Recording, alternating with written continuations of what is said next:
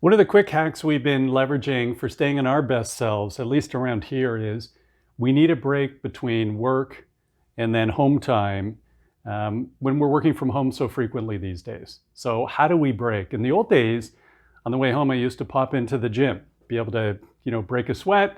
By the time I got home, I was actually pleasant and positive. So I could leave some of the work behind and start to enjoy and be my best self with the family.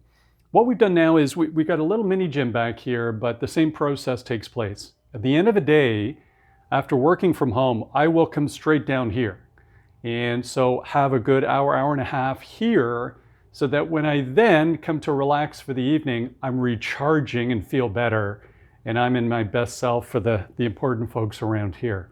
Just one of our hacks right now for trying to work from home, but stay in our best selves. The other thing we do is both in the morning and lunchtime, get out of our home office. So even though it's cold where we are, that walk around for 15 or 20 minutes is invigorating, will change our perspective and context, and then allow us to be in a better zone for the afternoon or morning.